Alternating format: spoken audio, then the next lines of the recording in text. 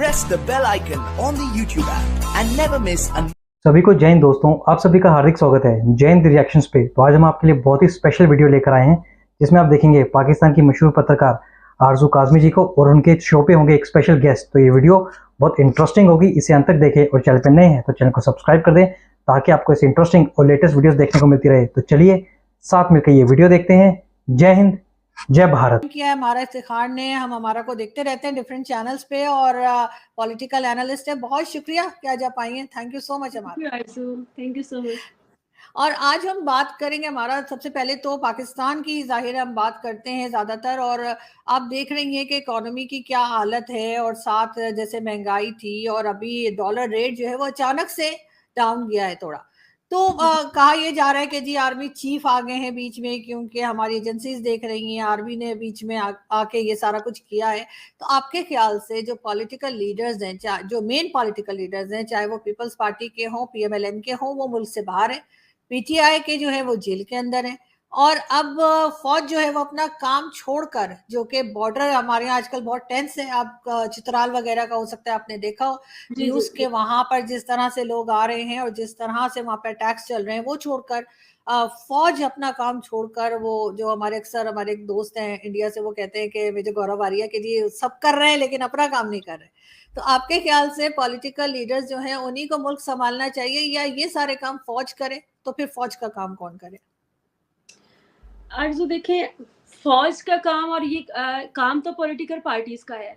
और जब डेफिनेटली अगर आप ये क्लेम करते हैं कि आप एक जमहूरी मुल्क हैं, जमहूरियत है और आपके पास पॉलिटिकल पार्टीज भी हैं, या तो आप अरब स्टेट को ले लें जहाँ पर डिक्टेटरशिप है और वहाँ पे कोई कंसेप्ट ही नहीं है कि आप पॉलिटिकली कोई आप उसका। लेकिन पाकिस्तान में तो आप शुरू से देख रहे हैं कि एक सेटअप है बज़ाहिर, लेकिन आप जानते हैं कि स्टेट अंडर स्टेट काम करती है। और जैसे आप बता रही हैं कि चीफ ऑफ आर्मी स्टाफ ने इन्वॉल्व हुए हैं, और आपको भी खबर मिली होगी कि कुछ उन्होंने बिजनेसमैन से मीटिंग्स की हैं, और इस चीज़ में ये जो डॉलर का रेट का नीचे आना और उसके बाद उनके कुछ बयानात की भी आपने भी सुने होंगे, मेन स्ट्रीम मीडिया में भी चल रहे हैं, कुछ की तरदीद भी बाद में आई लेकिन उनसे मिलता जुलता यकीनन बयान आया होगा। अब वो काम दोनों तरफ से कर रहे हैं, लेकिन मेरा इसमें थोड़ा सा पॉइंट ऑफ व्यू मुख्तलिफ इसलिए है, चाहे वो गौरव आर्या साहब हो या जो भी, मुझे लगता है कि काम हमारी फौज को तो है जी एक्सपीरियंस, 76 साल का इनको एक्सपीरियंस है, ये लोग वहां भी करते हैं और ये लोग सियासत भी करते हैं। अगर ये वहां भी काम ना कर रहे होते तो आप और हम जानते हैं कि इंडिया में अभी तक जो भी आज तक जितने भी जंगें भी हुई हैं, अगर शुरुआत पाकिस्तान की आर्मी ने की है तो वहीं पे ये आर्ग्यूमेंट खत्म हो जाता है गौरव साहब का, तो कि पाकिस्तान की आर्मी कुछ नहीं कर रही, इसका मतलब पंगे भी वो पूरी तरह लेती है अपनी जगह पे, मतलब वहां पे भी काम कर रही है अगर 22 हुए बगैर सोचा जाए तो 22। अब वो टैलेंटेड ज्यादा है, मैं तो ये इसको मजाक के तौर पे भी लेती हूँ, अब वो उनमें टैलेंट बहुत ज्यादा है, वो बिजनेस भी अच्छा कर लेते हैं, वो मुल्क भी संभाल लेते हैं, बॉर्डर्स की सिचुएशन करते भी खराब खुद ही हैं। और जब कुछ देखिए जी, हमारे बॉर्डर की हम सुकून रहने देना अफगानिस्तान या इंडिया की तरफ से, तो हमारा एक सिक्योरिटी स्टेट है, इसमें कई घर जो है ना वो नहीं चल पाते फ्रेंकली स्पीकिंग, तो वो पंगे भी जरूरी होते हैं। तो मैं तो कहती हूँ कि वो अपना काम बड़े अच्छे तरह से करते हैं। हाँ, एक एक्स्ट्रा काम जो एक्स्ट्रा ड्यूटी, क्योंकि आप देखें इसी के साथ अगर आप मिला लें तो हमारे जो रिटायर्ड जर्नल जवान होते हैं वो भी कभी घर पे नहीं बैठते, आप देखेंगे वो पूरे मुल्क के सारे इदारों को उन्होंने संभाला हुआ है। तो कहीं ना कहीं तो आप उनको क्रेडिट दें ना, कि कुछ तो मेहनत है ना उनकी, कि हर तरह से उन्होंने हर चीज संभाली हुई, बॉर्डर भी संभाल रहे हैं वहां पे। अगर और इतना भी ये आप एनालिसिस उठाकर देख लें, इंडिया में भी या सरहद पार की किसी भी, अच्छा वो ये भी एनालिसिस करते हैं, कंट्रडिक्शन है ना कि ये अफगानिस्तान में भी खुद पंगे लेते हैं, इंडिया से भी खुद पंगे लेते हैं, बॉर्डर पे जो सिचुएशन है खुद क्रिएट करते हैं, तालिबान ये खुद क्रिएट करते हैं। अच्छा, इसमें से बहुत सारी बातें जो है सच भी हैं, ये भी आप हिस्टोरिकल फैक्ट्स हैं, लेकिन इसका मतलब तो ये नहीं कि काम तो वो हर जगह पे कर रहे हैं पूरा पूरा, मतलब अपने हिसाब से। It is not about country, it is not about public, it is not about you and me and our, like हम लोग अगर सोचे कि हमारी प्रॉस्पेरिटी के लिए तो नहीं, लेकिन अपने उस आप अगर उनके अपने इदारे के लिए देख लें तो वो हर जगह पे वो मौजूद हैं, वो काम कर रहे हैं, बिजनेस के भी कर रहे हैं और साथ साथ सरहदें भी संभाल रहे हैं। लेकिन देखिए, टीटीपी तो कहा जाता है और सभी जानते हैं कि टीटीपी का मतलब ही है कि जाहिर है वो पाकिस्तान तालिबान है, तहरीक जी तालिबान पाकिस्तान, तो पाकिस्तान ने क्रिएट किया होगा। और पहले तो ये भी होता रहा है कि ये लोग जब जिस वक्त अफगानिस्तान की जंग चल रही थी तब भी ये बाज दफा अटैक करते थे और कहा जाता था पैसे देकर या कभी हथियार देकर वो बैठ जाते हाँ थे।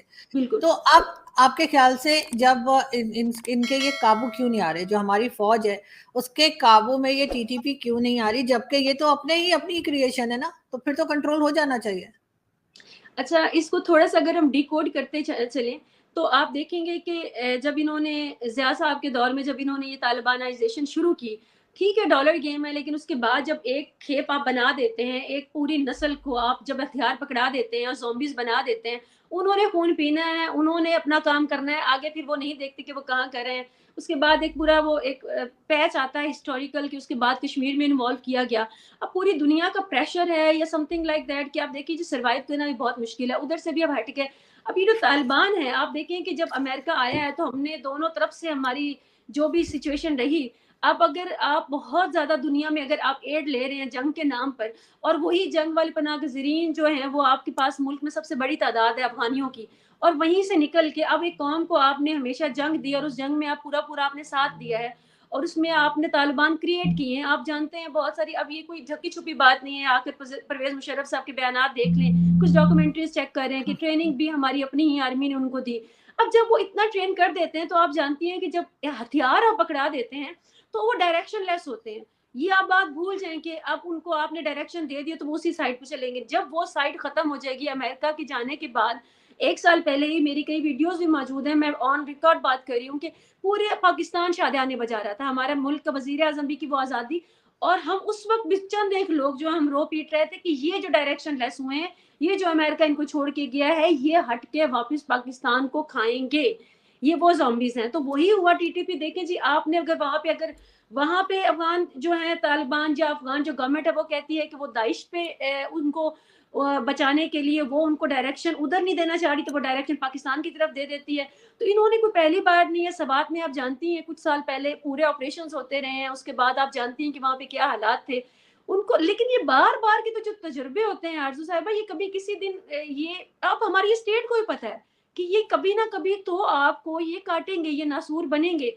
लेट्स सी कि वो अभी फाइट कर रहे हैं, सफर आवाम करती है, तालिबान एक फैक्ट है, टीटीपी एक फैक्ट है, और हम खौफजदा उस वक्त से हैं कि जब ये केपीके से निकलकर, गिलगित बल्तिस्तान से निकलकर, ये सारे मामलात वहाँ से चिज़दार से निकलकर जब ये पंजाब का भी रुख कर लेंगे, जब ये इस्लामाबाद का भी रुख कर लेंगे, जब ये कराची का भी रुख कर लेंगे, फिर आप खुद सोचें कि आपकी जो स्टेट है वो कहाँ जाएगी।